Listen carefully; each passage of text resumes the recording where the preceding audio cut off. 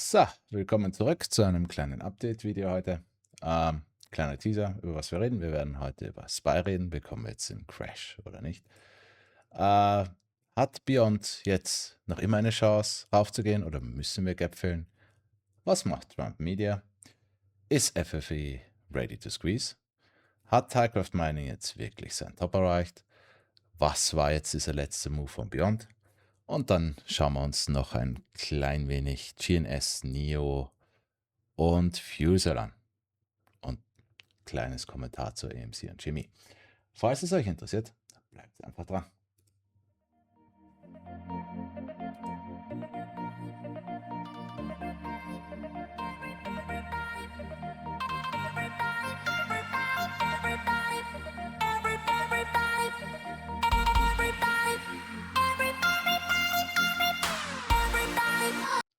So, wie immer, ich benutze diese Methode. Ich werde das Erklärvideo am Ende des Videos verlinken.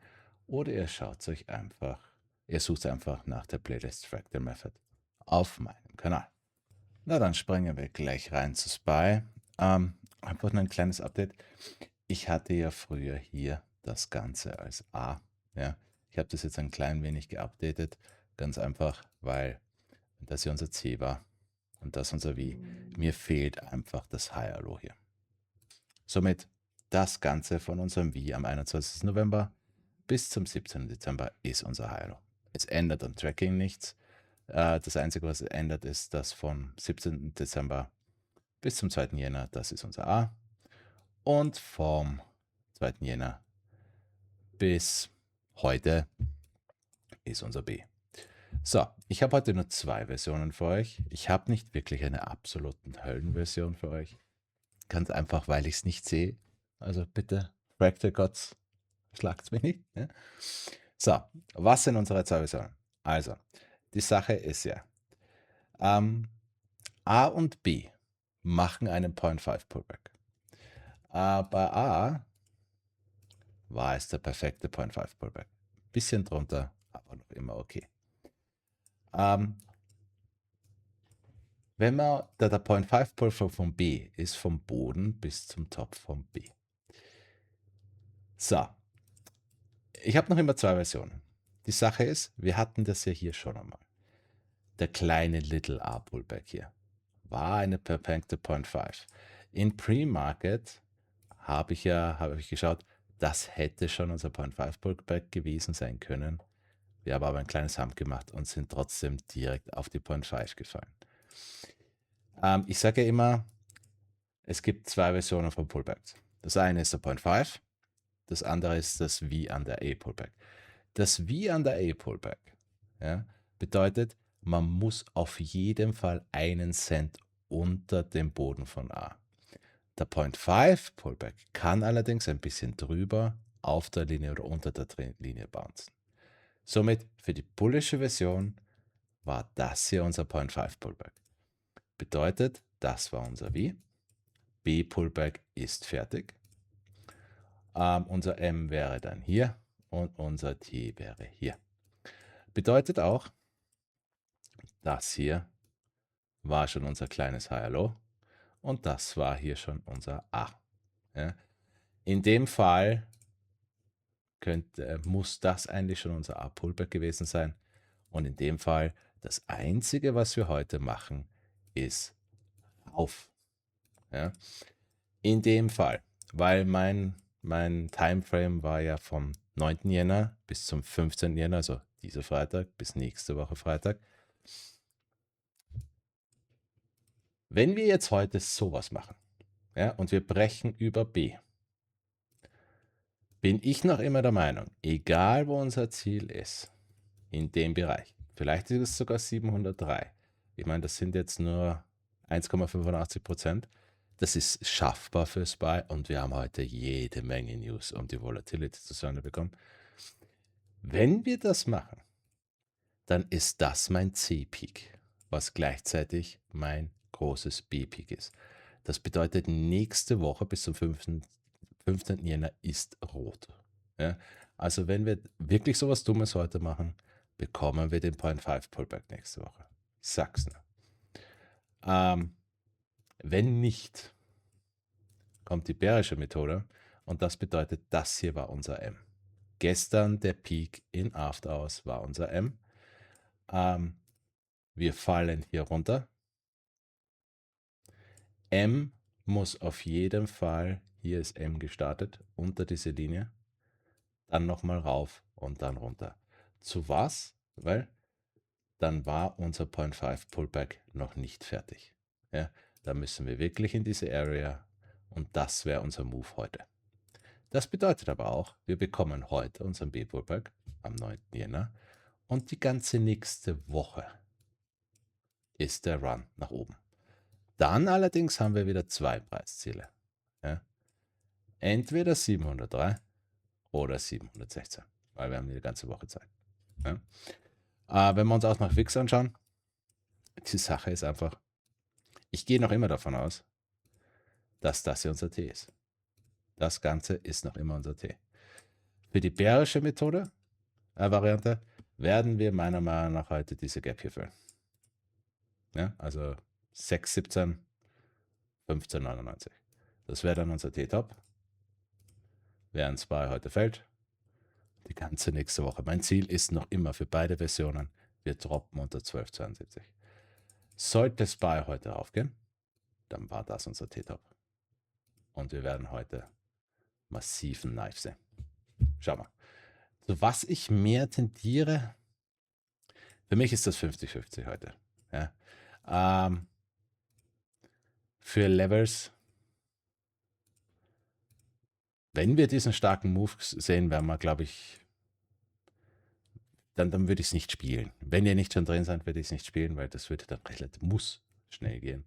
Aber alles über 691.81 ist bullish. Alles unter 698.36 wäre schon bearish und alles unter 688 klarerweise. Und wir werden hier runtergehen. Ja? Okay. Gut. Als nächstes springen wir rein in die GD. Einfach nur ein kleines Update. Weil ich schon lange nicht gemacht habe. Das hier ist unser einziges Fractal. Es wurde beendet am 24. November. Seit dem 24. November haben wir unser kleines High-Low gemacht, was in einem perfekten V&A geendet ist. Wir haben noch ein kleines weiteres Micro-High-Low hinzugefügt, was auch in einem V&A geendet ist. Und in dem Moment, wo das V&A drin war, haben wir Merchant News bekommen und sind nach oben geknallt. Seitdem haben wir unser Micro-A gemacht. Meiner Meinung nach haben wir es auch den Pullback schon beendet, sind daran gebounced. Nächster Move für mich ist noch immer irgendwas Richtung 30. Noch einmal dazu sei gesagt, das hier ist unser großes L, das ist unser großes M, das ist unser großes T. Ja? Für mich ist es noch immer inakzeptabel zu sagen, dieses kleine Fuzzi-High-Low ist das High-Low von diesem ganzen Zeug hier. Nein. Ich bin noch immer der Meinung, wir werden jetzt unser Makro, unser großes High-Low machen. Das bedeutet, hier ist unser B, hier ist unser C, Lower High, Midpoint, T, V&A. Ja. Wir werden diese Trendlinie meiner Meinung nach nicht brechen. Kann man noch immer spielen. Und das wäre unser High-Low. Und wo würde das enden? Ich sage jetzt nicht, das wird so lange dauern, einfach nur, damit man schön zeigen kann. Unser High-Low endet, wenn wir auch nur einen Cent unter 12,50 fallen. Unser V&A. Und das wäre dann der Buy-in für den wirklich großen Move. Weil nachher kommt A bei 60, B bei 80 und dann ist noch nicht die Frage, brechen wir Allzeithoch oder nicht. Okay. Bearische Alternative habe ich derzeit aber. Habe ich aber. Okay. Nächstes Beyond. Hier auch. Wir haben ein Fractal. Wir beendeten dieses Fractal am 16. Oktober. Und seitdem zwei Versionen. Die eine ist, wir haben unser Higher Low beendet am 21. November. und haben genauso wie DGT ein kleines Higher Low hinzugefügt, was für die bullische Version am 31. Dezember beendet wurde. In dem Fall, wir sind schon aus der Trendlinie ausgebrochen. Wir haben eigentlich schon einen Retest gemacht. Für das müssen wir jetzt nach oben gehen. Nächstes Ziel für A wäre irgendwas zwischen 30 und 15. Breakout Retest von dieser Trendlinie. B wäre bei 43 und dann ist noch nicht die Frage, brechen wir allzeit hoch oder nicht. Einzige Sache, wir haben noch immer die bärische Alternative, wo wir sagen, das Ganze ist unser Higher Low und es ist noch nicht beendet. In dem Fall wäre das hier nicht ein kleines Higher Low, sondern unser T. Und in dem Fall wäre dieser Peak hier unser T, unser kleines Micro-T, nur von dem hier. In dem Fall, um dieses T zu beenden, müssen wir hier unter 81 und um das große C zu beenden, müssen wir hier drunter unter 80 Cent. Und wenn wir hier runterkommen, ganz ehrlich, wir haben hier noch immer die Gap offen, zwischen 88 und 66 Cent, dann werden wir diese füllen. Ja. Ich hätte eigentlich gehofft, dass wir mit diesem letzten Ausbruch da höher gehen. Ja, also am liebsten wäre es mir gewesen, wir brechen über 1,26, weil wenn wir über 1,26 brechen, ist diese bärische Alternative ist tot, gibt es keine mehr. Wir gehen nach oben. Wir haben jetzt diese Trendlinie gebrochen, aber Trendlinien sind halt Trendlinien. Aber noch einmal, wenn wir einen Move hier bekommen, also alles über 1,10 ist schon bullish. Bestätigung ist 1,25. Super. Wenn wir wieder runterfallen unter 89 Cent, werden wir Gap füllen. Wir haben nur die zwei Versionen. Und ich möchte endlich eine Entscheidung sehen von diesem Ding. Wirklich. Im Gegensatz dazu, nächstes ist FFAI. Hier der ganze Chart. Einfach zur schnellen Wiederholung. Wir haben auch hier nur ein Fractal. Wir haben dieses beendet am 23. April. Seitdem haben wir ein High Low gemacht. Ich werde es gleich zeigen. Und dann ein Micro High Low. Dasselbe wie bei DGT. Wenn man also meine Regeln jetzt 1:1 nimmt, nächster Move, unser Makro A ist bei 153 und Makro B ist bei 5000, was ihr aber ohne einen Forward Split nicht sehen werdet. Vielleicht habt ihr eine 1%ige Chance, dass ihr seht. Normalerweise nein. Und wenn wir keinen Split haben, dann ist diese Linie hier bei 153 absolute Resistance Line. Wir kommen hier rauf, rejecten und sterben. Ja? Aber wen interessiert das dann? Weil das von hier unten nach da oben 13.000%. Wer damit nicht zufrieden sein wird, dem kann ich nicht helfen. Und dazu auch sei gesagt, ich gehe nicht von einem A, B, C langsam aus. Ganz einfach deswegen, weil wir haben hier ein V, High, Low, Run. V, High, Low, Run. V, High, Low, Run. V, High, Low. Also in der Vergangenheit, Fractals wiederholen sich und wenn wir das gleiche machen wie in der Vergangenheit, wenn das fertig ist, schießen wir nach oben. Jetzt schauen wir uns an, sind wir fertig? Dann gehen wir auf ein kleines Timeframe. So, also von unserem V haben wir ein großes High Low gemacht. Unter der Trendlinie. Perfekt. Haben es perfekt in einem V an der A beendet. Und haben ein kleines Micro High Low dran gehängt. Dasselbe, was ich vorher bei DGT gezeigt habe. Und dieses Micro High Low wurde beendet am 31.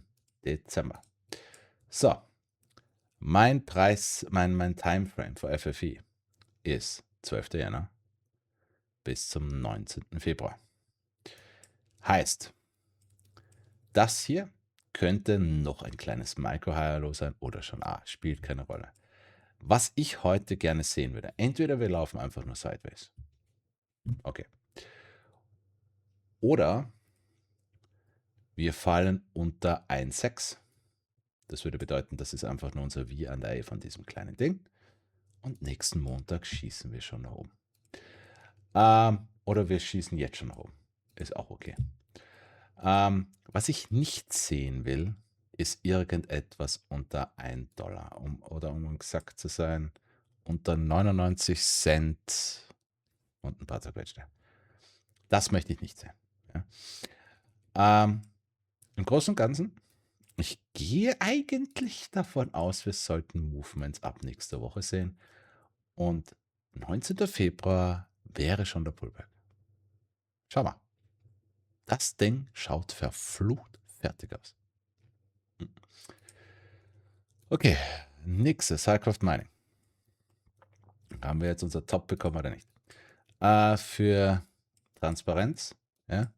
Ich verstecke mich nicht vor meinen Fehlern. Ich bin davon ausgegangen, das war unser Peak, unser großes A und der Pullback wird jetzt kommen. Ich sage immer dazu eins. Um einen Peak zu bestätigen, wartet man immer auf die Bestätigung vom Lower High. Was bedeutet das? Das bedeutet, wir wären hier runtergefallen, wir wären hier raufgekommen und wenn wir das nicht gebrochen hätten, wäre das unser Lower High gewesen. Ja? Das wäre die Bestätigung für runter. So, haben wir nicht gemacht. Was ist also unser nächster Move? Tja, wir gehen davon aus, dass das jetzt unser Peak ist. Wir warten jetzt wieder, dass wir runtergehen, wieder raufgehen, nicht ein neues Allzeithoch machen. Und das wäre dann unser Lower High. Das wäre die Bestätigung dafür, dass unser Tracking richtig ist. Was erwarten wir? Ja, wir erwarten diesen Move hier. Diesen Move. Und hier sieht man auch wunderschön das Lower High. Man fällt runter, man kommt wieder rauf. Man bricht nicht das letzte High, Lower High, runter. Ja. Was ist unser Ziel? Ja, also wenn das hier unser A-Peak ist, wir nehmen die 0.5 von unserem Allzeit-Low, gehen rauf zum A-Peak. Bedeutet, $7 ist unser Pullback-Target. Und noch einmal, wir könnten wirklich dasselbe machen wie hier. Das bedeutet, wir fallen hier runter, kommen wieder rauf, Lower Peak und dann nicen wir. Ja. Wen es interessiert, wenn man Putz spielen will. Wer es nicht spielen will, wartet einfach auf den Bounce hier, weil danach, unser nächstes Ziel ist noch immer 90 für B und dann ist noch nicht die Frage, brechen wir allzeit hoch oder nicht. Okay, nächstes GNS. Hier unser ganzes Fractal. Auch bei diesem Fractal haben wir nur eins. Wir haben das beendet am 4. April und seitdem zwei Varianten. Entweder das ist unser Higher Low unter der Trendlinie perfekt und das ist schon unser A mit dem A-Pullback, der am 21. November auch schon fertig ist und wir einfach nur ein kleines Higher Low dazu addiert haben, ähnlich wie bei DGT und Beyond. Das haben wir auch schon beendet am 31. Dezember und ab jetzt geht es nach oben. Oder das Ganze ist unser Higher Low und wir müssen noch immer runter, leider zu 30 Cent.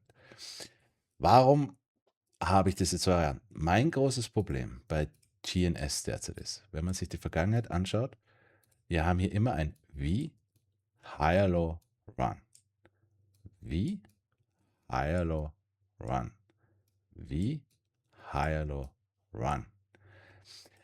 Bedeutet, das wäre jetzt das erste Mal, dass wir einen V, Higher Low, A Pullback machen.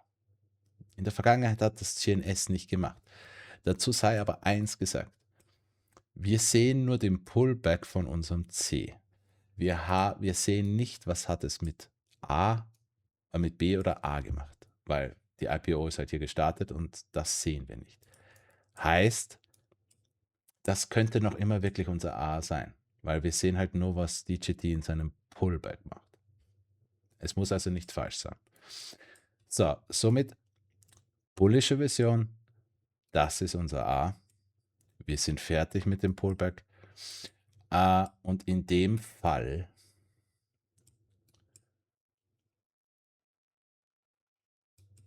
eigentlich sind wir fertig. Man könnte jetzt noch sagen, das ist noch ein kleines Micro-Higher Low. Bedeutet, wir müssten noch immer runter zu 60 Cent. Und dann geht es nach oben. Ja. Preisziel technisch B ist bei 7 Und dann ist nur noch die Frage, brechen wir Allzeithoch oder nicht. Zeitmäßig habe ich den 12. Februar bis zum 26. Februar. Bedeutet, wenn wir nach oben gehen, entweder der 12. Februar ist schon unser B-Peak und der 26. ist unser Pullback. Oder wenn wir doch plötzlich dasselbe machen, ist unser 12. Jänner schon der Peak of C. Ja. Wenn nicht und das ganze Ding ist doch Higher Low, ja, dann werden wir bis zum 12. Februar hier runter zu 30 Cent fallen. Dann bis zum 26. Februar ein Higher Low und dann marschieren wir erst. Ja, ich sag's nur. Ich habe ja in dem letzten Update, glaube ich, gesagt, mir wäre es lieber gewesen, wir hätten diese Trendlinie gebrochen und wären drüber geblieben. Sind wir nicht. Wir haben sie zwar gebrochen, aber wir sind wieder drunter gefallen. Es ist also ein sehr gutes Case da, dass das Ganze hier unser T war. Das ist einfach nur das kleine Micro-T von dem Ganzen und das bedeutet einfach, wir müssten hier drunter fallen. Und wenn wir hier drunter fallen, ja, dann werden wir zu den 30 Cent gehen, meiner Meinung nach. Ja, ich sag's nur. Derzeit bin ich wirklich 50-50 bei dieser Aktie. Ich brauche mehr Price Action. Ne? Schau. Okay, nächstes ist NIO. Hier auch zwei Versionen. Allerdings muss ich eins dazu sagen, die bullische Version ist für mich relativ tot schon. Ja? Ich habe ja immer gesagt, die bullische Variante wäre gewesen, das war unser V, das ist unser Schuss nach oben, weil das Ganze unser A ist und A endet normalerweise in einem 0.5 Pullback von diesem Low bis hier nach oben. Das hier, perfekt. Die Sache, dass wir hier rejected sind, ist für mich aber ein 99%iges Anzeichen, das war unser T. Punkt aus, fertig. Jetzt ist aber die Sache die, mein Timeframe ist 12. Jänner bis zum 22. Jänner. So, technisch gesehen ist dieses T fertig, weil wir hier drunter gefallen sind. Technisch gesehen ist das fertig. Bedeutet, für die bullische Variante 12. Jänner, das wäre unser V. Ab 12. Jänner geht es nach oben. Ja. Nächstes Ziel ist B bei 16. Bedeutet, ab 12. Jänner schießen wir hinauf und 22. Jänner wird dann der B-Pullback sein. Ja, und dann ist nur noch die Frage, da schauen wir uns dann, nachdem wir das gemacht haben, an, aber unser nächstes Ziel ist über $66, weil das Ganze ist unser C-Run und unser B-Peak ist bei $66. Wir müssen also drüber. Ja. Alternative, wir machen heute gar nichts oder wir droppen heute schon, ja, wie auch immer. Aber Alternative ist, wir brauchen wirklich noch unser V under A, was hier unten bei 4,36 ist. Das bedeutet, ab Montag fallen wir bis zum 22. Jänner hier runter zu 34,37 oder gleich hier runter Breakout Retest 3,94, machen unser kleiner Higher Low und dann gehen wir. Warum sitze ich so dermaßen auf dem V&A? Weil, wenn man sich das anschaut, wie Higher Low A, Head and Shoulders runter. Wir haben das halt schon gemacht in 2020. Wie Higher Low A, Head and Shoulders, V&A. Deswegen gehe ich davon aus, wir machen die bärische Methode. Schauen wir einfach, was passiert. Okay. Nächstes. Bed Bath & Beyond. Hier auch zwei Versionen. Allerdings, ich tendiere jetzt wirklich mehr zu bullischen. Hier unser Fractal. Wir haben dieses ganze Fractal beendet am 3. April, glaube ich, war das. Ja, 8. April. Seitdem haben wir unser Higher Low gemacht. Das Higher Low haben wir beendet am 30. Dezember. und sind ausgebrochen. Ja? Im besten Fall marschieren wir jetzt einfach nach oben. Andernfalls war das hier unser A oder unser Higher Low.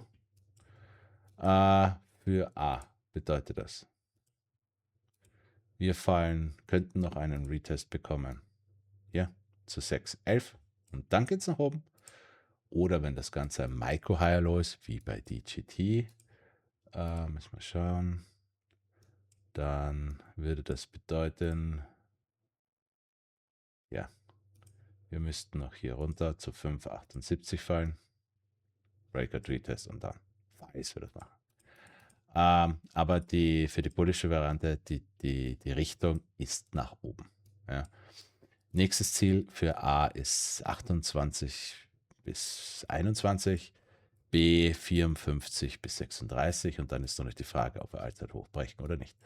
Und vergleichen tun wir das mit, wir wären jetzt gerade März 2020. Ja. Wie?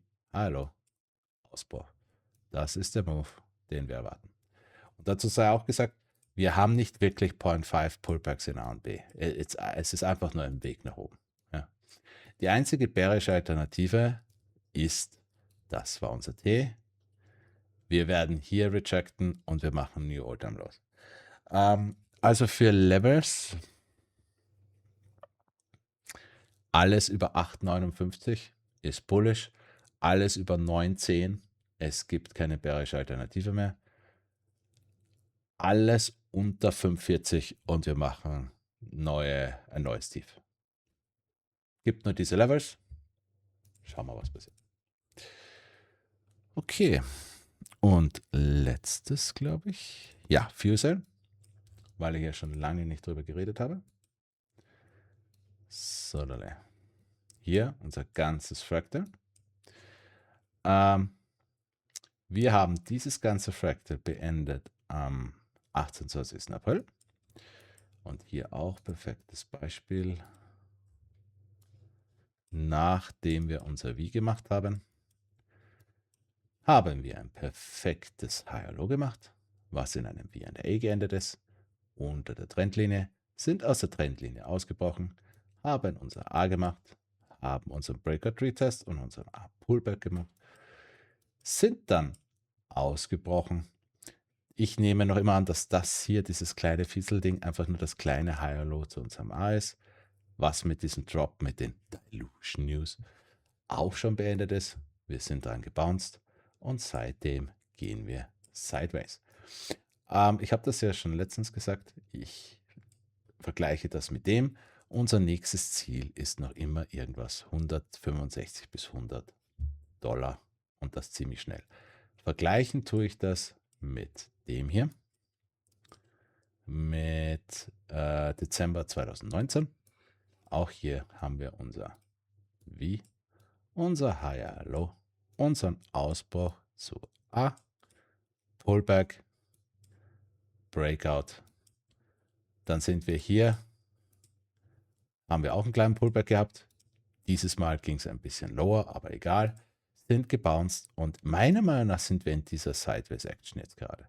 Bedeutet, wenn wir plötzlich einen Gap Up bekommen, diesen Gap Up hier, und wenn es nur ein kleiner ist, das ist Bestätigung, dass wir diesen Move dann haben. Es schaut genial aus. Ich sag's einfach nur. Schaut fantastisch aus. Okay, dann noch ein kleines Kommentar zu AMC und Jimmy. Sache ist, wir haben ja gestern ein neues Logo gemacht. Ich habe das im englischen Video schon gesagt. Das könnte jetzt unser Boden sein.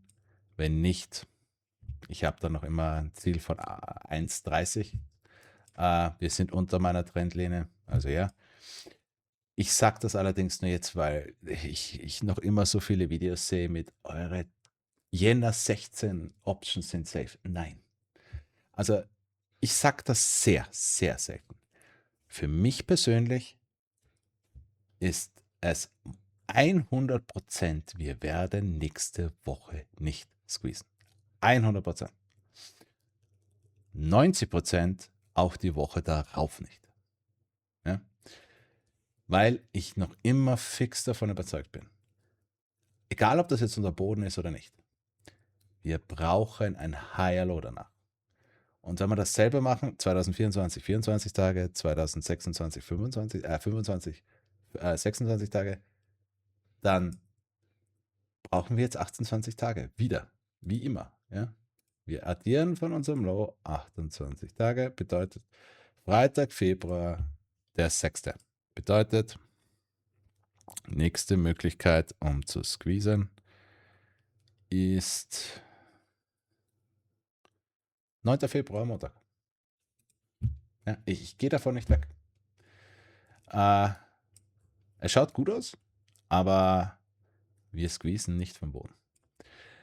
Selbe für GameStop. Ja? Heute ist der 9. Jänner und man hat jetzt die ganze Zeit gesehen, ja, Kitty hat gesagt, hat dieses Bild gezeigt mit 1 Minute 9 Sekunden. Deswegen heute. Also im Pre-Market sieht man zumindest noch nichts. Ja? Aber auch für GameStop. Ich gehe noch immer davon aus, dass das hier unser T war. Und dass wir nächste Woche oder vielleicht heute im After Hours, wegen was auch immer, ich möchte dieses Knife sehen. Vielleicht nicht 1758, aber auf jeden Fall irgendwas unter 1960. Ja? Könnte falsch liegen, aber wenn AMC noch nicht fertig ist, und für mich ist es eindeutig nicht fertig, dann ist es GameStop auch nicht. Ja? Könnte falsch liegen. Ich werde ein größeres Meme-Stock-Update am Wochenende machen. Dann zeige ich wieder alles. Schauen wir mal, was der Move heute war. Heute sein wird. Aber also nächste Woche sehe ich wirklich gar nichts. Ich sag's dir dazu. Okay. Wie immer, wenn es euch gefallen hat, könnt ihr mir ein Like hinterlassen. Das Erklärvideo kommt dahin, Playlist dahin. Und wenn ihr mehr sehen wollt, gebt es mir ein Abo. Schau mal, was der Markt uns heute gibt. Wir sehen uns.